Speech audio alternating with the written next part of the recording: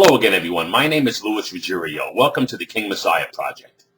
Jews for Judaism identifies itself as a counter-missionary organization. Now, counter-missionaries are Jews who seek to help fellow Jews connect or reconnect with their Judaism by influencing them into believing that Jesus or Yeshua is not their Messiah.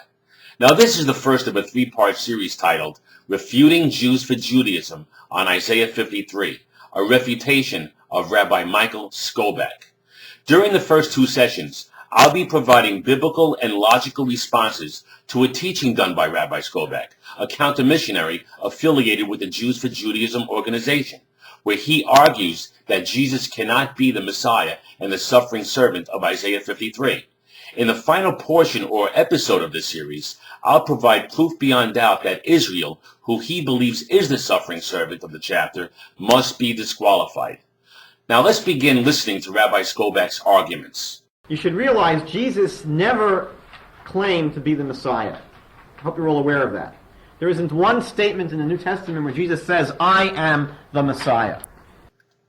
Well, that's definitely incorrect. Jesus did claim to be the Messiah on several occasions. Here are a couple of examples. In John chapter 4, verses 25 through 26, the woman saith unto him, I know that Messiah cometh, which is called Christ. When he is come, he will tell us all things. Jesus saith unto her, I that speak unto thee am he. Now it doesn't get any clearer than that. Jesus certainly claimed to be the Messiah. And in Matthew chapter 26, Jesus was being questioned by the high priest just prior to his crucifixion. This is what took place. And the high priest answered and said unto him, I adjure thee by the living God that thou tell us whether thou be the Christ, the Son of God. Jesus saith unto him, Thou hast said, Nevertheless I say unto you, Hereafter shall ye see the Son of Man sitting on the right hand of power, and coming in the clouds of heaven. Then the high priest rent his clothes, saying, He hath spoken blasphemy. What further need have we of witnesses? Behold, now ye have heard his blasphemy. What think ye? They answered and said, He is guilty of death. Here Jesus cited Daniel 7:13 and Psalm 110 verse 5 on behalf of himself. According to the high priest, it wasn't blasphemy just to claim to be the Son of Man, the Messiah, but it was blasphemy to claim to be the Son of Man sitting on the right hand of power. But this isn't the only fallacious argument made by Rabbi Skobac. Let's move on to his next argument. Look at Mark chapter 9. For he taught his disciples and said to them, The Son of Man is delivered into the hands of men, and they shall kill him. And after that he is killed, he shall rise the third day. But they understood not that saying, and they were afraid to ask him. I would propose that there never was such a concept. And that's why his disciples are a bit surprised to hear of it. No one ever understood Isaiah 53 to be predicting the death of the Messiah. Rabbi Skobac seems to forget the fact that prior to the 11th century sage, Rabbi Solomon ben Isaac, also known as Rashi, the majority opinion was that Isaiah 53 was a prophecy about the King Messiah. I have a book on my desk titled The Suffering Servant of Isaiah According to Jewish Interpreters, written by Samuel R. Driver and Adolf Neubauer, which provides a number of examples showing that this is true. Here are just a few. According to Midrash Rabbah, another explanation of Ruth 2:14, he is speaking of the King Messiah. Come hither, draw near to the throne, and eat of the bread, that is, the bread of the kingdom, and dip thy morsel in the vinegar. This refers to the chastisements, as it is said, But he was wounded for our transgressions, bruised for our iniquities. That's a quote taken from Isaiah 53 verse 5. According to Yalkut, I hope I pronounced that right, Who art thou, O great mountain? This refers to the King Messiah. And why does he call him the great mountain? Because he is greater than the patriarchs. As it is said, My servant shall be high, and lifted up, and lofty exceedingly. That's a quote from Isaiah 52:13. According to Sifrei, Come forth and learn the righteousness of the King Messiah. Consider how many deaths were inflicted upon himself, upon his own generations, and upon those that follow them, till the end of all generations. How much more then will the King Messiah, who endures affliction and pains for the transgressors, justify all generations? And this is what is meant when it is said, And the Lord made the iniquity of us all meet upon him. That's a quote taken from Isaiah 53, verse 6. And the Pesikta says, the Holy One brought forth the soul of the Messiah, and said to him, Art thou willing to be created and to redeem my sons after 6,000 years? He replied, I am. God replied, If so, thou must take upon thyself chastisements in order to wipe away their iniquity. As it is written, Surely our sicknesses he hath carried. The Messiah answered, I will take them upon me gladly.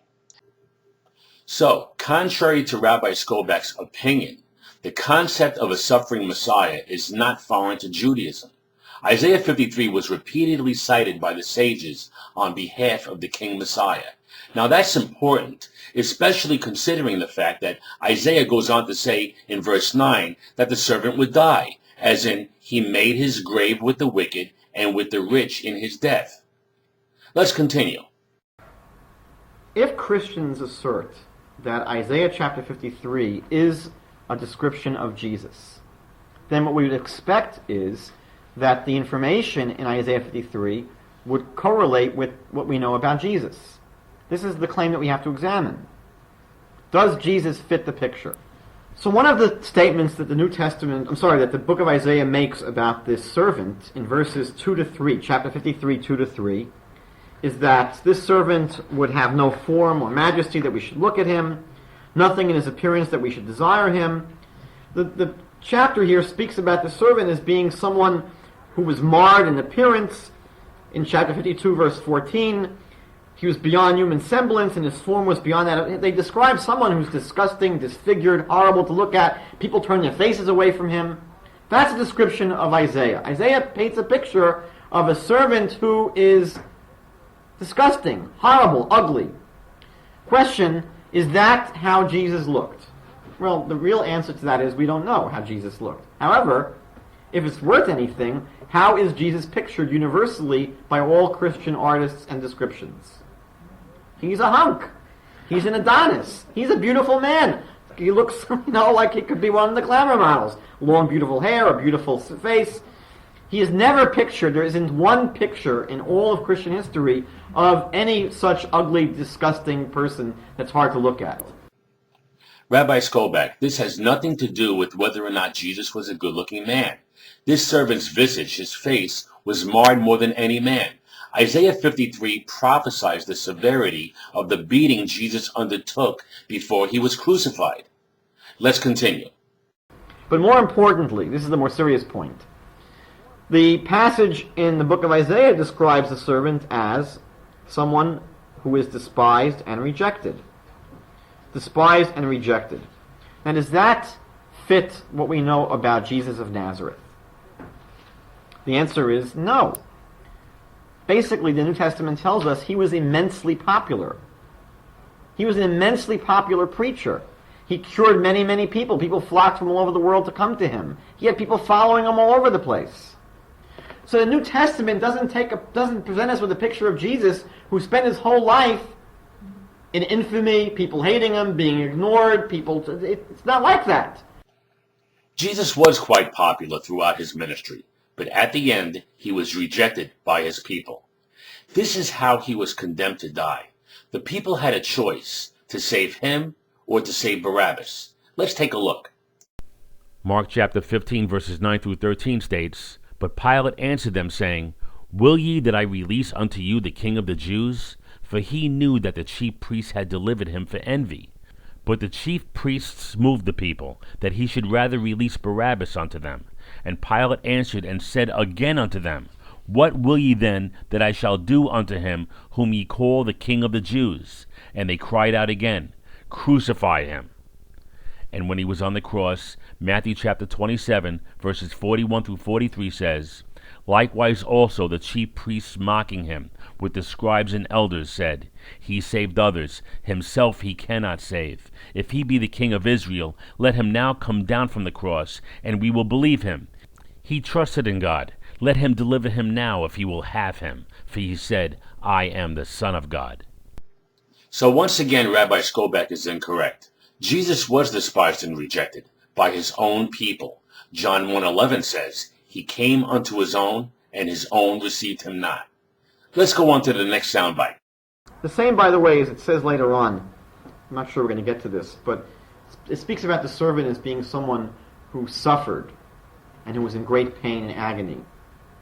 Now, Jesus, we don't know, had any organic diseases. We don't know of Jesus being someone who suffered at all during his lifetime. He had a couple of hours on the cross. But Isaiah speaks about a man of suffering, a man of pains. It doesn't speak about someone who will have a few hours of pain in his lifetime. I'm sure every person that's walked the earth has had his day or two of pain. You might have a toothache for 2 days. You might have abdominal cramps. You might have whatever torture you're going through. That wouldn't make you a man of pains. Every person goes through a little bit of pain. But Isaiah describes the servant as someone who's characterized by pain and suffering. It's not clear that Jesus ever went through that. Rabbi Skobac, with all due respect, that is a big insult to one's intelligence. I wouldn't compare the crucifixion to a toothache or abdominal cramps. Jesus was beaten severely. He was flogged with the whip. He carried the cross that he was nailed to, and he was given a crown of thorns. I wouldn't liken his experience to a toothache. Neither should you or anyone else. Now let's move on to your next objection. In the book of Isaiah, chapter 53, verse 7, it says that the servant didn't open his mouth or protest his fate. He was oppressed and he was afflicted, yet he did not open his mouth, like a lamb that's led to the slaughter, and like a sheep that's before its shearers is silent. So he did not open his mouth. So Isaiah describes a servant who does not protest, does not open his mouth, goes passively like a sheep to his slaughter. Does that describe accurately what we know about Jesus? Well, on the sheets here, in the book of John, chapter 18, at his trial, Jesus answers the Romans and says, "My kingdom is not of this world. If my kingdom were from this world, my followers would be fighting to keep me from being handed over to the Jews. But as it is, my kingdom is not from here." What is Jesus telling the Romans? The Romans have him up on charges of sedition, of fomenting political revolt. So Jesus says, you have nothing to worry about from me. I'm not someone that has a physical kingdom. I'm not trying to set up a kingdom with politics and with rulers and with guns and ammunition. He says, my kingdom is not of this world. I'm coming here to start a spiritual world. So you have nothing to worry about from me. He here argues a very, very forceful and cogent argument to free himself from the Romans. Well, that's not true. Let's back up one verse and take a look and see what Jesus said in context. In John 18:35, Pilate said to Jesus, "Am I a Jew?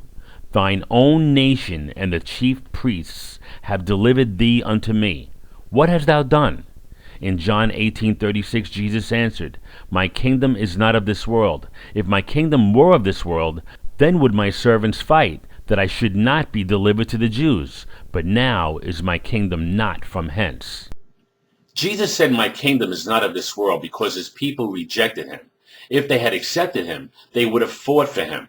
That's the context of the passage. Let's move on to Rabbi Skobac's next objection.